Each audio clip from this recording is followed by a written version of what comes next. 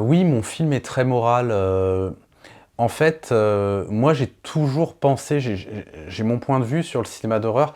Le cinéma d'horreur, c'est quelque chose qui est très, très, mal vu par certaines personnes aujourd'hui. J'ai jamais compris pourquoi, parce qu'en fait, quand on regarde, les chiffres au box-office, et cetera, c'est quand même un des genres, les plus, qui fonctionne le mieux, y compris dans les plus grands succès de l'histoire du cinéma, hein. Les Dents de la Mer fait partie des 20 plus gros succès de l'histoire du cinéma, L'Exorciste aussi. Il y a plein de films qui engrangent beaucoup d'argent en tant que film d'horreur. Le film d'horreur, c'est un des genres les plus vus au monde, mais les gens aiment dire qu'ils aiment pas. Les gens aiment à penser que c'est malsain, le cinéma d'horreur.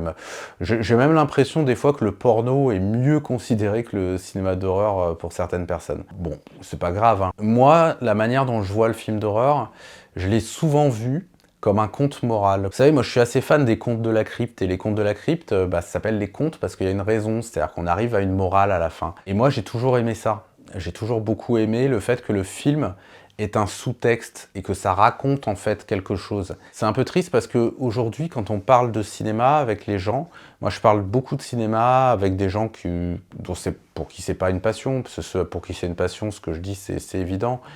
Mais quand je parle de cinéma avec les gens et que je leur parle de sous-texte dans les films, ils ne le voient pas. C'est-à-dire que je leur dis, mais là, tel film, ça ne parle pas de ce que tu vois en premier lieu, ça parle d'autre chose. Et la plupart des gens, ils ne le voient pas. Alors certes, il y a des films où il n'y a aucun sous-texte, donc c'est normal de ne pas le voir.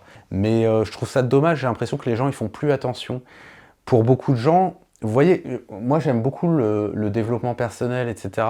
Et je lis des articles, je lis des livres, je vois des vidéos de coachs en développement personnel qui disent agis dans la vie au lieu de passer ton temps sur Netflix. Et je me dis, mais à la base, le cinéma, c'est de l'art. Donc, et là, ils assimilent le fait de passer du temps sur Netflix avec le fait de ne rien faire dans sa vie. Bah non, si les gens regardent de l'art, ils ne sont pas en train de rien faire dans leur vie. Et pourquoi ils assimilent Netflix à quelque chose de péjoratif? C'est comme une fois, je discute avec quelqu'un et il massacre le cinéma, etc. Pour me dire ouais, les gens feraient mieux de lire des livres, etc. Bah non, la littérature c'est un art et le cinéma c'est un art. Le cinéma c'est un art, c'est le 7e art. Donc je déteste ça, cette hiérarchisation des arts justement. Aujourd'hui, c'est tellement ancré dans l'esprit des gens que le cinéma, je sais pas pourquoi, on dirait que le cinéma c'est devenu mal. Regarder des films, ce serait censé vous vider l'esprit. Alors que non, moi je pense que le cinéma, il est là pour vous apporter quelque chose, pour vous aider à vous constituer aussi. C'est-à-dire que à un moment donné, les films, c'est pas seulement passer un moment de sa vie parce qu'on n'a rien d'autre à faire. C'est aussi éprouver des sentiments. Moi, j'ai fait un film d'horreur, donc c'est waouh, j'ai envie de me faire peur, je vais regarder ce film. Ah, et puis en même temps, ah ouais, ça me fait peut-être réfléchir sur deux, trois petits trucs, deux, trois comportements que je devrais avoir ou que je ne devrais pas avoir, j'en sais rien. Euh, Moi, il y a des films qui ont littéralement changé ma vie. Il y a des films qui t'apportent des solutions à des problèmes de ta vie où tu te dis ah ben ah ouais, j'ai regardé ce film au bon moment. Euh, vous voyez, je vais vous donner un exemple. C'est peut-être pas le meilleur exemple, j'en sais rien.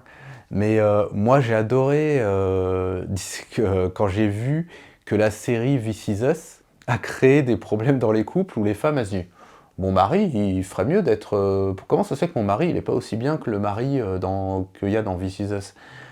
J'ai Moi, je connais quelqu'un où justement, un de ses amis, sa femme l'a engueulé. Elle a dit bah, tu peux pas faire comme lui. Mais c'est bien ça. Mais c'est bien si le cinéma ou la série télé montre l'exemple aux gens de manière d'agir et tout. Si le cinéma ou la série télé vous fait réfléchir à des comportements. Euh, Si demain vous voyez des films où le personnage, peut-être que certains films où on voit le personnage qui bat sa femme ou qui fait du mal à ses enfants, et ben peut-être que certaines personnes le voient et se disent ah bah mince, peut-être que je devrais pas faire ça parce que je comprends ce que ça signifie. Donc oui, moi mon film, effectivement, pour ceux qui l'ont vu, ceux qui le regarderont en entier, bah, vous verrez, il y a une morale dedans. Voilà. Donc, et pour moi, c'est quelque chose de bien de mettre un sous-texte dans un film.